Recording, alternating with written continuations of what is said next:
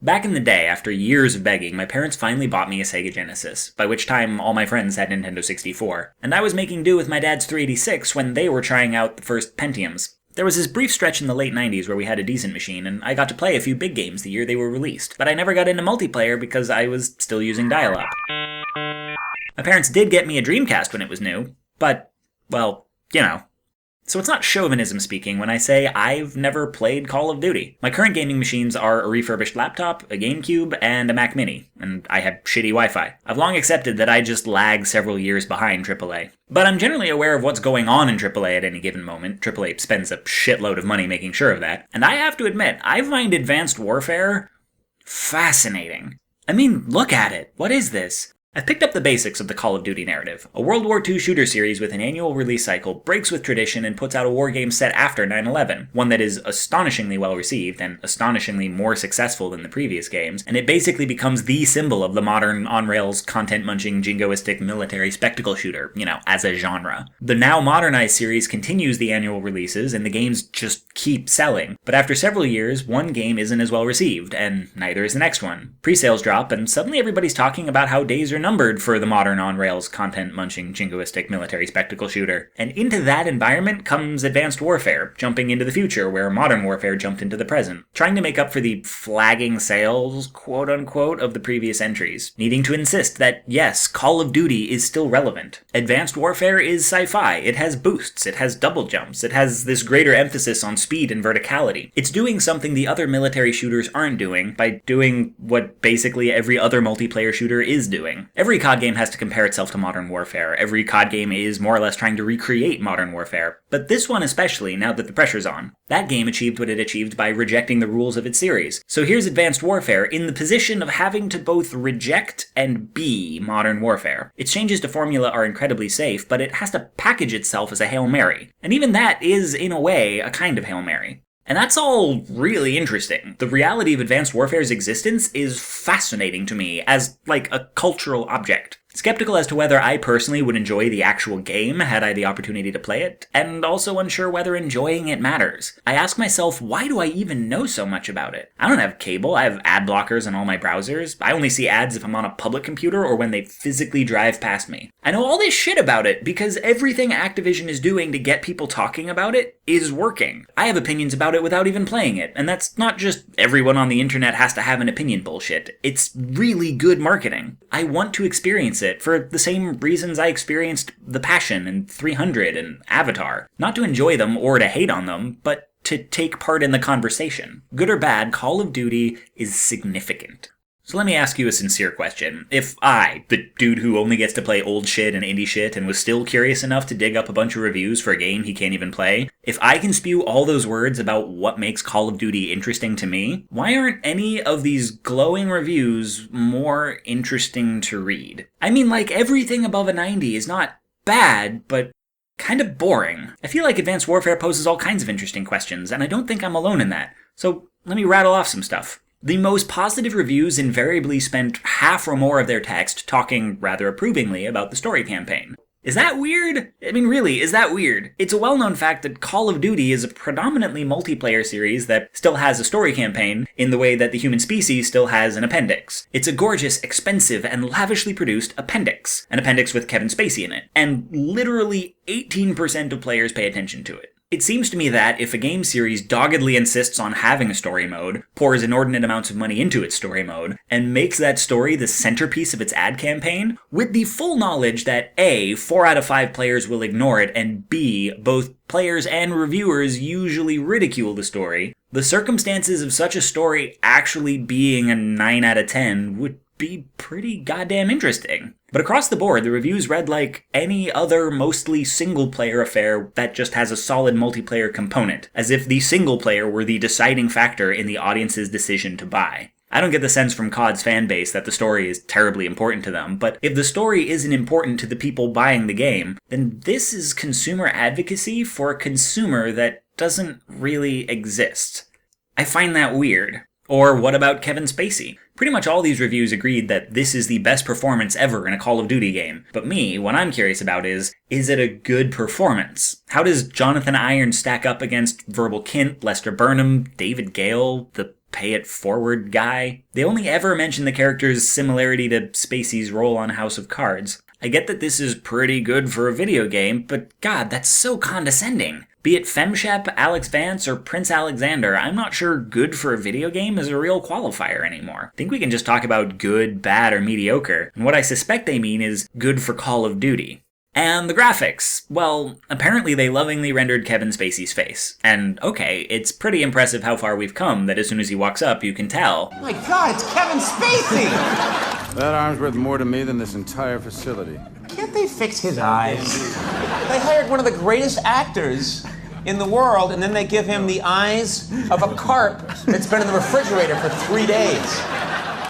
Is this still impressive in a post-LA Noire universe? I know no one can actually afford to do what Team Bondi did. Team Bondi couldn't even afford to do what Team Bondi did. But it's still less impressive than this, while still less expressive than something simpler. All I can tell is that it obviously cost a lot of money. Now look, I'm not just trying to beat up on the game, but it's strange to see it put all its chips on realistic celebrity faces that look numb with Novocaine, and then see it reviewed as though the same thing hasn't been done better. What standard is it being held to? It's Call of Duty.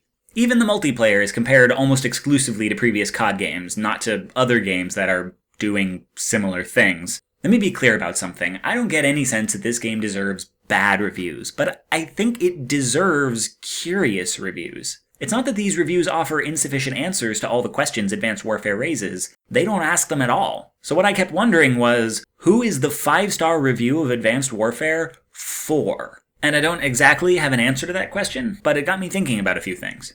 First, the review is not for me. The frame of reference for a positive review of Call of Duty is not other forms of entertainment you could spend your time and money on, not gaming at large, not other shooters, not even Battlefield or Medal of Honor. It's Call of Duty. How is this Call of Duty better or worse than the rest of Call of Duty? That may speak to its monolithic nature, where good or bad no longer matter. The game is coming out, and it's going to sell. The question is just how much. So given that context, this series isn't really trying to expand its audience, and when a series has made $10 billion, maybe there isn't anywhere to expand. Haters aren't likely to change their minds, and the fan base is probably already going to buy it unless someone warns them it's another Ghosts. It doesn't need to reach people like me, it only needs to reach its fan base, which I think the 5-star reviewer is part of. So perhaps the reason this multiplayer game has so much extra stuff tacked onto it is to generate the conversation needed to reach that fan base. Certainly my eyes glazed over reading the minutia of the multiplayer. This information is useful to a fan, but it's not hype. It's not going to get 1,000 retweets. It needs to latch onto something newsworthy. And I suspect Kevin Spacey is there for the same reason there was a German Shepherd in Ghosts. It's in part to give the reviewer something interesting to talk about.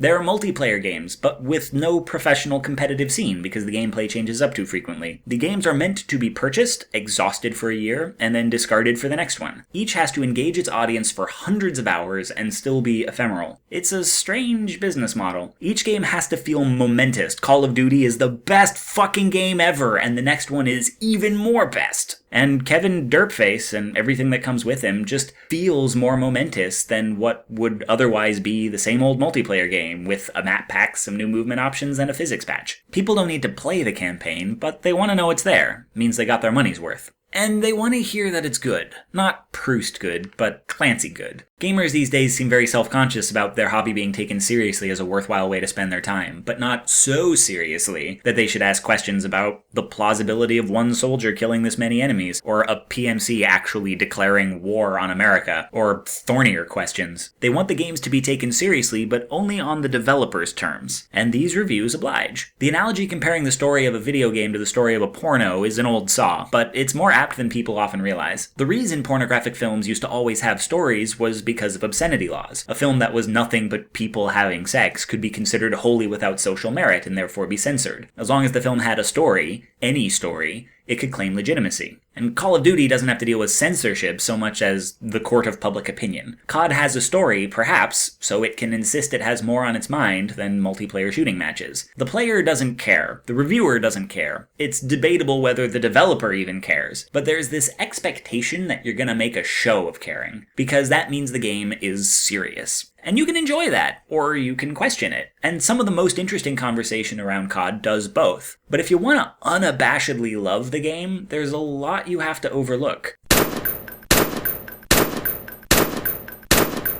And this mentality of overlooking seems to have trickled all the way down to how does it compare to the last game like it I was paid to review that wasn't Call of Duty? There are those 3 questions you're supposed to ask of a creative work, and COD passes the first 2 neatly. It is precisely what it wants to be. But the 3rd question is that a thing worth being? And I'm not saying the answer is no, but that people who love the game don't seem to want the question asked.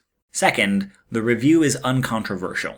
Given all that's going on right now with ethics in games journalism, I think it's worth mentioning when and where people pitch fits about ethics. People see a high score for Gone Home and they start looking for connections. Right before the review came out, the reviewer was invited onto a podcast where the lead designer used to be a co-host. Grr, collusion. When people see low marks or even just a conflicted opinion for a game like Grand Theft Auto 5, they look at the credibility of the author. Look how much attention this controversial opinion got. She's clearly doing it just to boost her own fame. Grr, corruption. Nobody will cry foul about these reviews. They may not like them. The haters will still roll their eyes and write low review scores in protests, maybe even claim the reviewers were paid off. But it's not gonna end up on a wiki. The disjoint between the critical reviews and the user reviews of Gone Home on Metacritic has been cited as proof of journalistic corruption. No one has cited Advanced Warfare for having the exact same disjoint. People could easily find connections if they went looking for them. I am positive Activision is advertised on most of these sites. I'm sure somewhere on Twitter a developer has a friendly relationship with a reviewer, because if you're hell-bent on seeing corruption, you will always find it. But it's not going to set off alarms, because this is what people expect. They expect a highly polished AAA game to be generally well received. They expect an extremely pro-military and pro-American game to be treated as apolitical. This is what they're used to. This is the kind of review I was raised on. They go in with certain expectations and are unconcerned when those expectations are met. But I have to ask, if they go into a review with an expectation of what it will say, and what they want to find is more or less what they expected,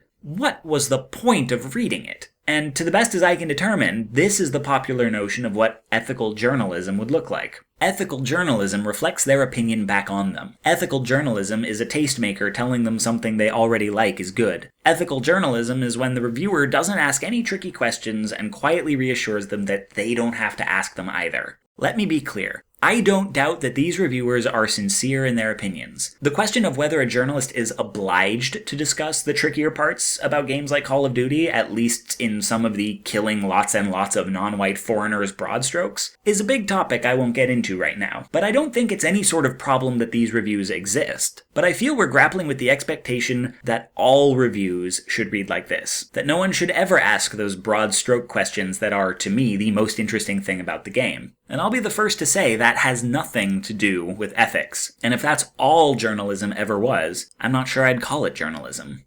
Third, the review is shooters in Microcosm. If Call of Duty is held only to the standards of Call of Duty, then it's functionally its own genre. It has genre trappings and genre expectations, and asking why is this game so pro-military feels like asking why aren't there any mages on this spaceship. That's just what it is. But this kind of pussyfooting around has become a default way of talking about shooters in general. If you're making a AAA product that's going to take years and hundreds of people and millions of publishing company dollars, it's going to be an action game. Probably a first or third person shooter. You want it to be about something, you gotta hang that something on a shooter, because that's what makes money. And players and reviewers accept it because at this point they're acclimated to it. It's been this way for ages. A game is judged for what it is, not what it maybe should have been. If the shooting is great. If the shooting is terrible, then we'll mention that it's terrible. But barring those two extremes, we barely even notice it. It's invisible. It's just the thing we do on the way to the next good bit, unless it's one of those shooters where the stuff that isn't shooting is what we do on the way to the good bits. We often only condemn the game if both the shooting and the stuff is crap, or one is crap enough to ruin the other. But we don't often enough ask, even if the stuff is good and the shooting is at least inoffensive, does the stuff benefit from being in a shooter? And frankly, it's hard to see the point in even asking that. I mean, what's the point of asking why wasn't BioShock Infinite an adventure game? Because that would have made more sense, but it doesn't matter. That game wouldn't get funded. So this is what it is. This is what we expect. You can put in a nice, well-written love story, you can put in some fancy rhetoric. No matter what high-minded stuff it's about, it'll also be about